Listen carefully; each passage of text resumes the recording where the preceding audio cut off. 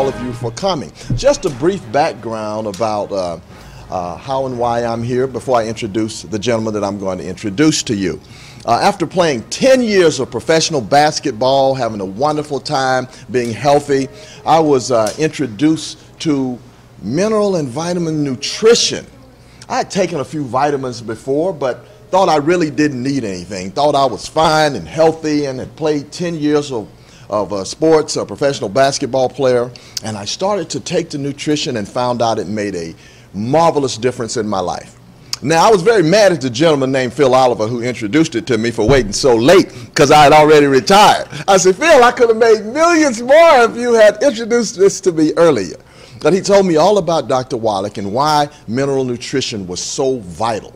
Did some research, got an opportunity to meet this man that had done so much research for so many years and had not only done the research so that we could read it and learn about it, but so we could practically take it into our own lives and let it empower us and our families. That was about 15 years ago when I met Doc. And I've been traveling with him and taking the products. I'm a very big fan of it, and it's impacted my life and so many lives of countless people that I've met and that many others have met all across the world. So we kind of formed this family, and I'm glad to have you all as a part of it, glad to have Brandy and all of you to be here today. Now, Doc started work, as you know, Doc has a background that's very diverse.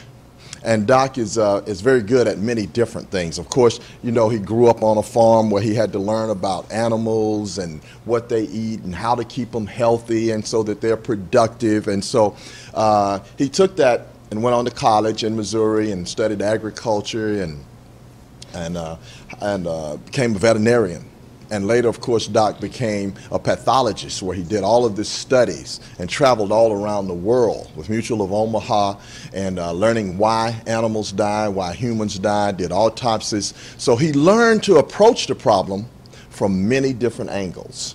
And I think that is part of a solution in life. Somebody once said if your only tool is a hammer, everything looks like a nail. You know? So, but if you got a lot of different tools, you probably see problems in a lot of different ways and solutions in a lot of different ways. So Doc did a marvelous job of taking all of these solutions of counteracting diseases and illnesses. Of course, he was a physician for over 12 years. He's an acclaimed author, a speaker, and has done so many wonderful things as an entrepreneur and a business person that has made all of this accessible to us.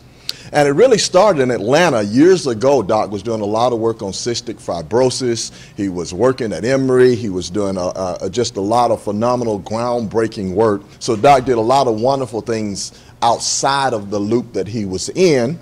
But now it's kind of coming back full circle. And he's been rewarded a very prestigious award for his work in selenium and all of the things that he's done to keep us healthy and impact all of our lives. And I'm not going to take up very much more of your time, and I'm going to have to leave very shortly.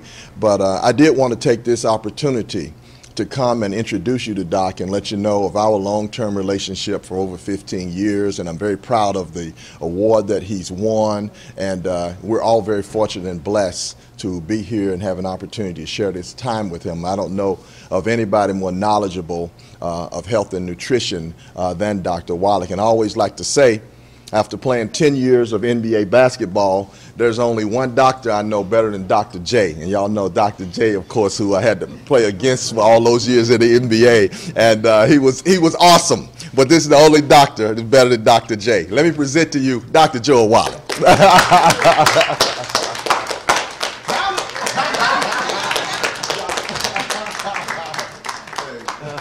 Thank you so much, Mike. And I really appreciate that. Man, to be competing with Dr. J. Okay, appreciate that. Appreciate all the kind words from yourself. And like Mike says, we've been working together for 15 years, not only in the Atlanta community, but the world. And so it's been a great thing. So at any rate, just to kind of complete the story that Mike started for you, as he pointed out, my background is different. I have a degree in agriculture, and in animals we don't have health insurance like we do for people. So we had to learn how to just get rid of the problem.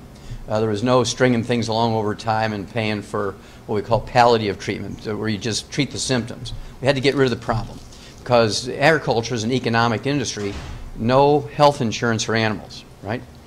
And everything comes down to, as Mike said again, production. More weight, more volume of milk, more eggs per pound of feed. That's the only way you can survive in the agricultural industry. So we became very interested and very knowledgeable about nutrition and how it actually prevented as many as 900 different diseases and could triple lifespans of animals as opposed to pharmaceuticals and surgery. The situation was during the 1970s, actually was part of a big National Institutes of Health grant, which is called the Center for the Biology of Natural Systems out of Washington University in St. Louis, Missouri. And I was actually in Africa working on a big conservation project with white rhino and elephant. And because I was already a comparative pathologist, I had written the first scientific paper on a mass die-off in the United States from pollution. And they were interested in finding out how much pollution had to do with the causes of disease. And I was the only guy who had written a paper on it, so they called me back out of Africa to be the essentially the scientific director and the pathologist on the project. And I was supposed to do autopsies of zoo animals that died in the big zoos around the United States. What I found out was that every animal and every human being who dies of natural causes dies of a nutritional deficiency disease. And the book that came out of that's 1,200 pages. It's in the Smithsonian Institute as a national treasure, so I'm very, very proud of that work. And in my movement around, as they moved me around, because some zoos didn't have certain animals. In fact, they moved me from St. Louis to Chicago because the Brookfield Zoo in Chicago had whales and dolphins and porpoises, which the St. Louis Zoo didn't have, so I had to work with the whales and things. And then they moved me out here to the Yerkes Primate Center in Atlanta because of all the different primates. They had all the different types of monkeys and great apes and things. And they wanted me to work on that. And to make a long story short, I accidentally ran into something I'd never seen before. Turned out to be cystic fibrosis in these monkeys. The most significant accidental finding in laboratory primates in the 20th century. The information got to Dr. Schrauzer, who's the head of this organization that has given us this award. And I say us because it's been a team effort, including all of yourselves. The 2011 Klaus Schwarz Commemorative Medal. Now, this particular award has been given for 28 years, every year for 28 years, to international scientists all over Europe, China, Asia, Africa, South America, the United States, Canada. And these scientists are all MD, PhDs. They're all from the National Institutes of Health, the FDA, U.S. Department of Agriculture. I mean, this is pretty heavy stuff. I'm the first veterinarian and the first naturopathic physician to get the award. Okay, so I'm proud of that. This is what we're building this Army for, the FDI Longevity 90 for Life Crusade. And if you listen to the radio program or if you get online and listen to the streaming, you'll hear me talk about this 90 for Life crusade to save America through saving our kids.